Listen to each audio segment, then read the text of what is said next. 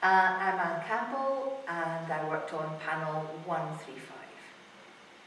I'm Patsy Seddon, and I also worked on panel 135. And I'm Heather Swinson, and I worked on panel 135, which is the first Edinburgh Festival in 1947. I think it was, I'd heard from Andrew, because we've got a friend in common. It was New Year's Day and we were walking along the beach at Long Nidri, and I'd asked him what he was doing. He said, "Oh, I'm involved in this project of making a panel for about the history of Scotland. It's going to be an a Scotland-wide project," and that piqued my interest. I'm a teacher, but my mother was an artist and she got involved in community projects, and I find the idea of doing textile projects and doing community projects, both of them really interest me. And so I said, "Oh, I'd like to get involved in that." And he said, "Oh well, fill the application form." And I did, and put in the little experience that I had. And then I found out that I'd got a panel, and it filled me with fear. I was like, what have I agreed to do? Honestly. I was just about to go away on holiday with the family. The boys were quite young, and I suddenly got this big square of linen, and I was like, what do I do with that? It's just got a drawing on it and some wool. I haven't a clue what I'm doing. And so I went away on holiday and left it in the house, and thought about it when I went away on holiday, and got in touch with friends, close friends, who I thought might help me escape from the horror of this empty piece of linen. And what Anne actually did, can I butt in here? Was that we are part of a big group of friends in the Dalkeith area, and we have what we loosely call a book club. And she appeared one night with this very same huge piece of square of linen and said, "Okay, you lot, any of you that like stitching, let's do this together." And a bunch of us said, "Great." And Heather, you tell your bit of this story. So my bit of the story was that I'd kept in touch with the website of the Preston Pans Tapestry, and that flagged up that there would be a Great Tapestry of Scotland. So I put my name forward through that site.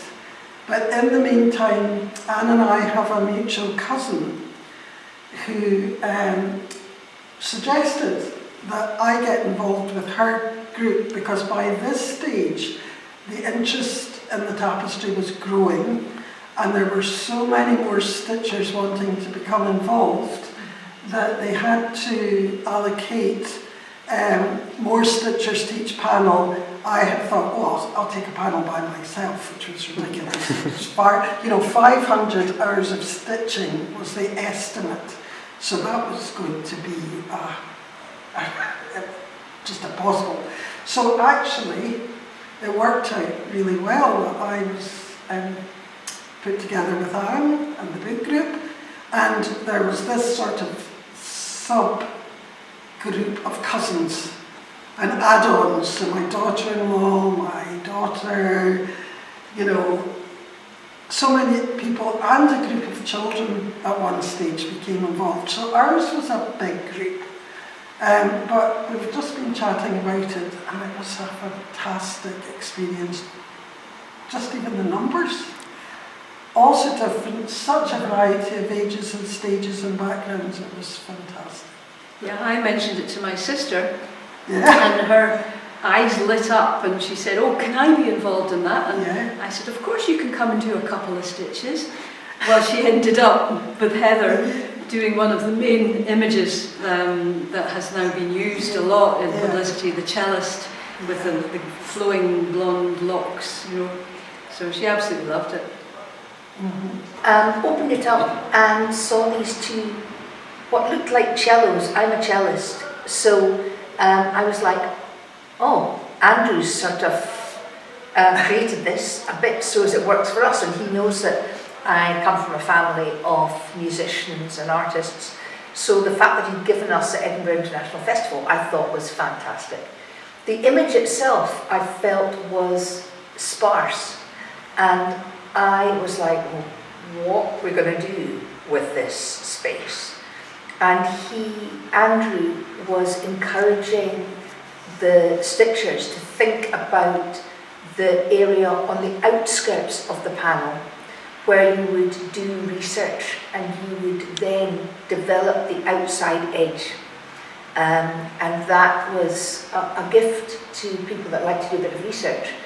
But the middle bit felt a bit empty, and so all of us, when we looked at it, were a bit like, well, can we do a little bit more with that? And so there was a lot of communication with Andrew about how to develop it. So there was a bit of coming and going. Heather, you come in here, yes, because a very big part of it was a clock which was behind the cellist, and that wasn't there to begin with. No.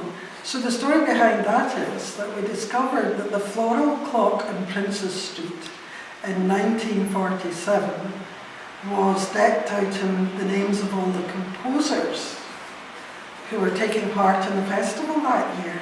And we thought, that's amazing, but what made it even more amazing was there was a postcard on eBay of that clock. My husband, Peter, discovered it.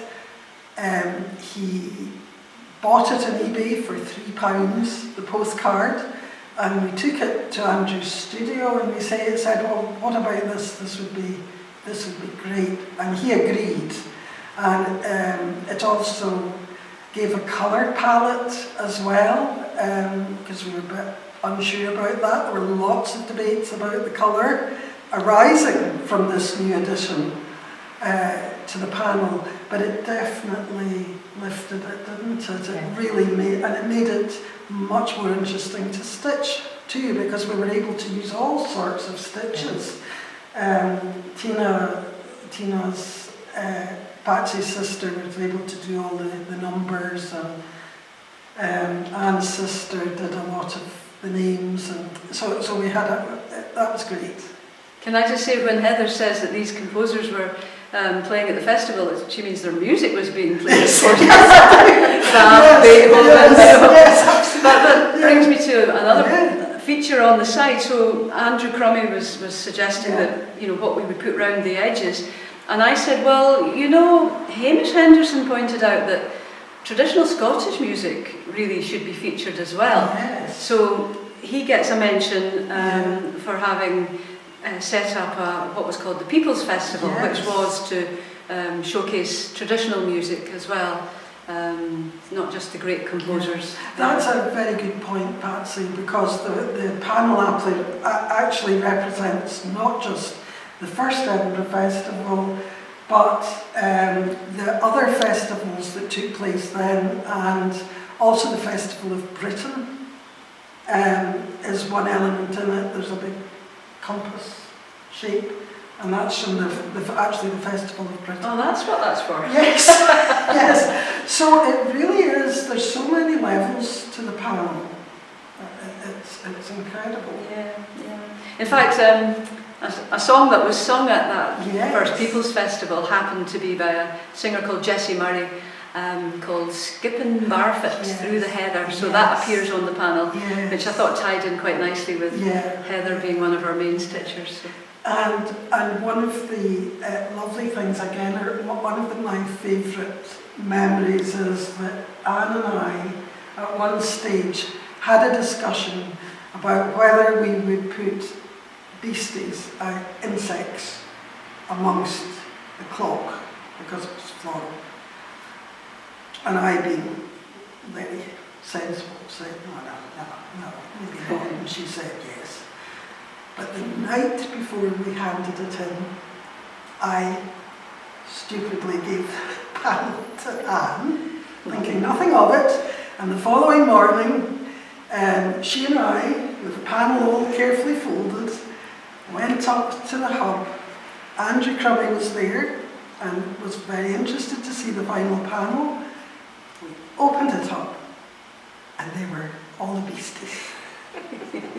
And it was perfect. It was absolutely perfect. Of course they should have been there. And children like looking for them. It's added to the panel. And it's just the mischief. And that was part of the joy of working with it. For me, there is no one moment. There was the whole experience, which felt really special and nurturing. There's something about working on a shared project that feels important, that we care about, that meant that there was a group of people who all had agency in this project, and for everyone it became like it was like passing the parcel in the end, where there was a little bit of pressure to get up to the finishing date, and there was what we were wanting to happen, and we didn't have enough time unless we were clever about it. So we all sat down with who works part-time, who's going away on holiday, who's got time to do this, and basically 24 hours more or less it was passed around from one person to the other.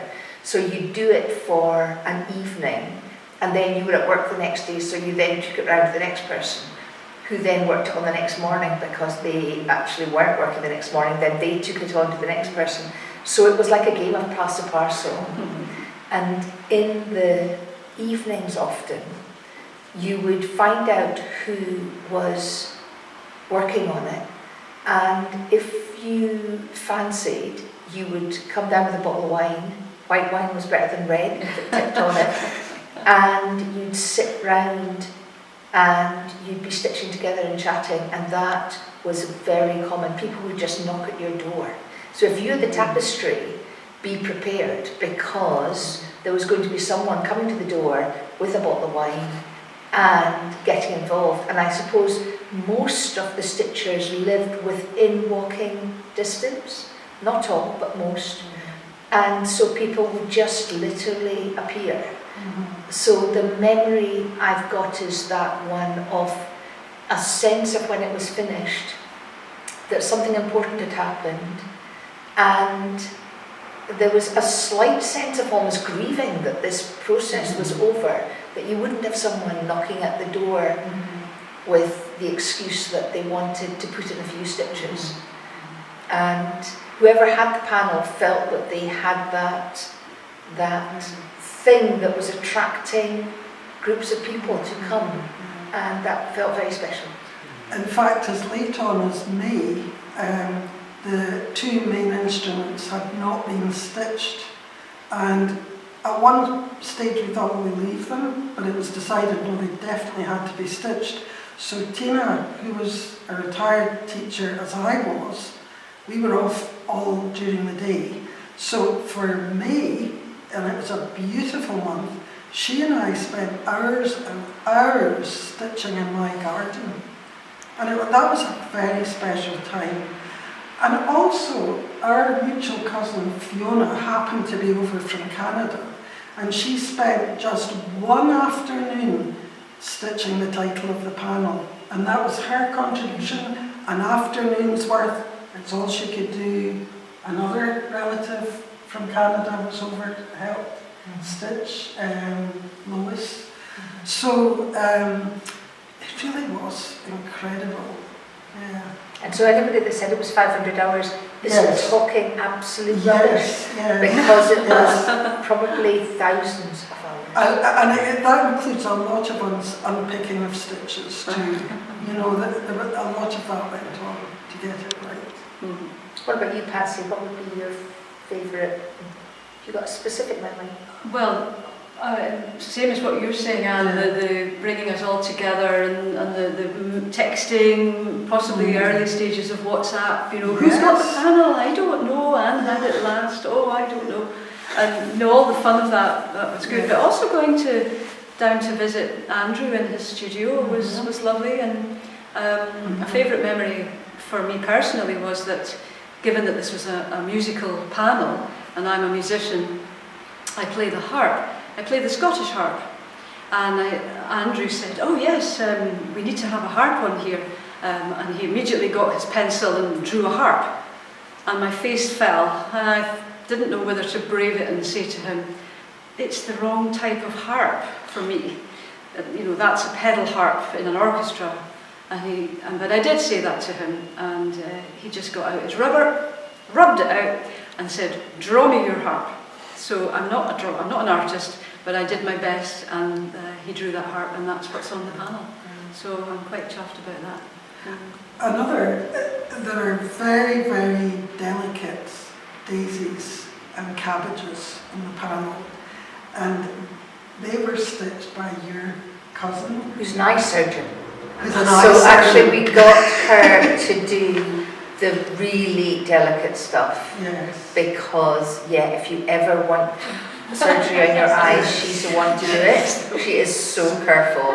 So yes, that was... I just hope she doesn't stitch a cabbage. And the other thing that Anne and I really appreciate, having worked in learning support departments and whatnot, is this business of enabling people who feel they're not skilled. And we had one stitcher who'd had a dreadful experience in Iceland of being told she couldn't do something. So she came in fear and trepidation, and yet she stitched in the panel, and that was great. So, to have Jan's meticulous stitching and somebody who was just a beginner but contributed, and this is what I loved about the project as well. It wasn't done by professional stitchers. Everybody was included. And that enabled them and gave them joy, and that's really what it's all about, isn't it? And Heather was a great stitching tutor and advisor. So I have done stitching in the past, but not quite up to the level. I think it raised the level of the stitching of all of us, no matter what stage we were at. I can't remember the names of them. Yeah, I love the Indian panel and the African panels. I went to a talk by the ladies who did the Indian panel, and it was their planning and structure of that work was amazingly organised.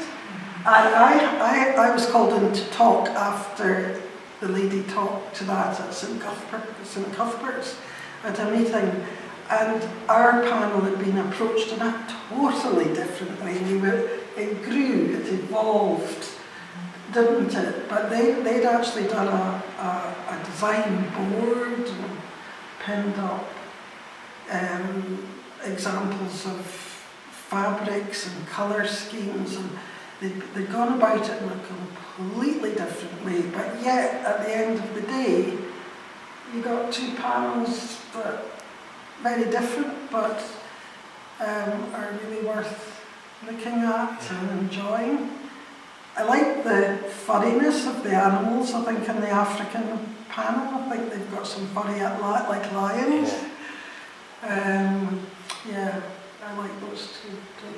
But there's so many, it's hard to pick out. Well, I suppose I'm really pleased that they restitched the apprentice pillar, panel, because unfortunately that one got stolen, and it was amazing that I think the same stitchers did it again. I mean, for us, could we contemplate that?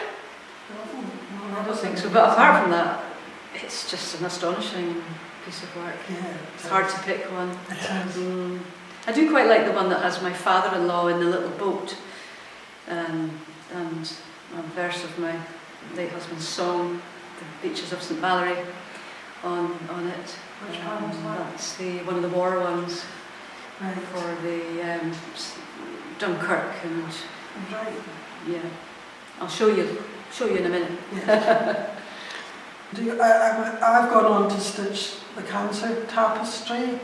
I Anne referred to the fact that we felt bereft when we no longer had the linen. So I went off to Kirkcaldy and bought linen and have started a family panel. It's a metre square, it's the same structure as Andrew uses, and I'm just loving working on that. Oh, And yeah. I didn't know that. Yeah, so I mean, I got it in 2014. I somehow lost it. I thought I'd left it in Orkney, but it was in the gas cupboard. I don't know why it's there. So it was left for quite a number of years, but I've got it out and I'm determined to get on with it. I'm getting older. I need to get it finished. So. Well, let us know if you need help. Yeah. I did what I call the industrial bits.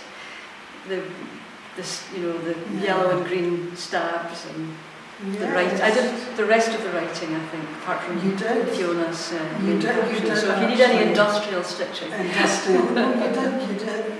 And it's worth saying that the panel really, if you look at the right-hand side, that tends to be the folk. A lot of the traditional ballet, the film festival and whatnot, and the left side tends to be the folk music and Hamish Henderson. So that's worth pointing out, that these two sides of the panel kind of represent different music. Apart from my your harp on the right. Maybe we should move it. Yeah, and another thing is that all the buildings along the top were done by the eye surgeon, and they're meticulous. And the children wrote some of the names along the top, actually. The children did that. And a nice thing that I found out after that, only in the last couple of years, was that as a student I'd worked for the Duchess of Hamilton out at Tyningham, and I didn't realise when we were stitching the panel that she was one of the founding members of the festival. She was right there in the middle of the committees, advising in music and all of that. Oh, and one other thing. A lot of the festival was funded by the winnings of Lord Rosebery on a racehorse called Ocean Swell. And Lady Rosebery, who was on the original committee or whatnot, persuaded him to hand over his winnings on Ocean Swell to put into the coffers for that first Edinburgh festival. And he's on the tapestry. And he's on the tapestry. The horse, that is. The horse is on the tapestry. We kind of thought, we called him Dobbin. And Delia, who stitched that horse, loves horses herself and owns a horse. And we used to refer to him as Dobbin because he really didn't look like a racehorse at all. I suppose for me, now there are friends who are coming back who weren't involved in the panel, who are going off and seeing the panel, coming back and going, I can't believe how amazing it is. And for me, that is wonderful.